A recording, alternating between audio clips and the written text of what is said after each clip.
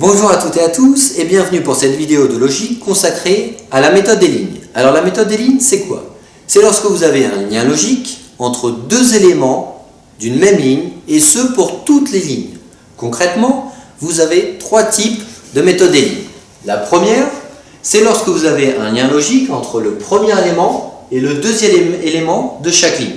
Comme vous pouvez le voir ici, vous avez un lien 1, 2, un lien premier élément, deuxième élément, un lien premier élément, deuxième élément.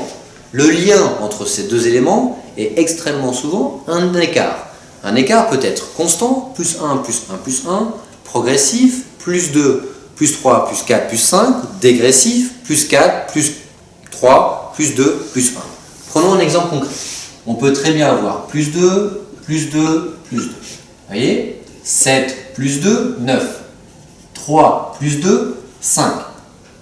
1 plus 2, 3. Ce qui fait que l'écart entre le premier et le deuxième élément de chaque ligne est un écart de plus 2.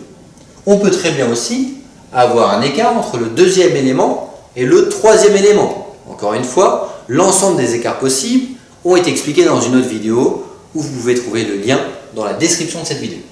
Enfin, dernière méthode des lignes, l'écart entre le premier élément et le troisième élément. C'est-à-dire que la deuxième colonne est totalement inutile. On peut très bien, comme je vous ai dit, avoir un écart progressif, plus 1, plus 2, plus 3, plus 4, c'est-à-dire AB, vous voyez, ça fait plus 1. Ensuite, par exemple, D4 et F6, plus 2. Ensuite, on peut très bien avoir K11 et L14. Et par exemple, plus 4, on peut avoir T20. Et donc 24, ça vous donnera Y. Donc vous voyez, ces trois méthodes des lignes, là, on peut les appliquer aux chiffres ou aux lettres. Alors, appliquons du coup la première méthode. Écart à l'intérieur d'une même ligne entre le premier élément et le deuxième. 9, 6, moins 3. 7, 5, moins 2. 8, 6, moins 2. 3, 9, plus 6. Il n'y a donc pas de suite logique. Deuxième méthode, deuxième et troisième élément.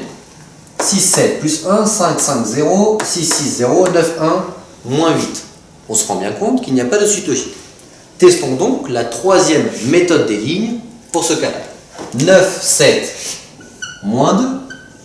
7, 5, moins 2. 8, 6, moins 2. Et enfin 3, 1, moins 2. On a donc une méthode des lignes, premier, troisième élément. L'écart entre le premier élément de l'élément manquant et le troisième élément de l'élément manquant devra donc être de moins 2. Passons à présent au dernier exemple, l'exemple des lettres. Pareil, on va retester la première méthode. RT plus 2, parce qu'on a 18, 20. PK, on a donc 16, 11. On a déjà un moins 5, donc plus 2, moins 5. Pas la peine de continuer, on sait que ce n'est pas la bonne suite logique. Deuxième méthode, écart, deuxième, troisième élément. TO, on a 20, 15, moins 5.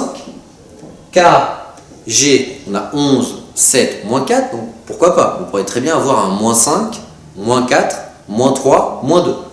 Moins 3, est-ce que là on a moins 2? B, Z, souvenez-vous, l'alphabet est circulaire. C'est-à-dire, après le Z, il y a le A. Avant le A, il y a le Z. Donc si on fait B moins 2, ça fait A, Z. La logique est toujours bonne. Et enfin, est-ce qu'on a un écart de moins 1 là?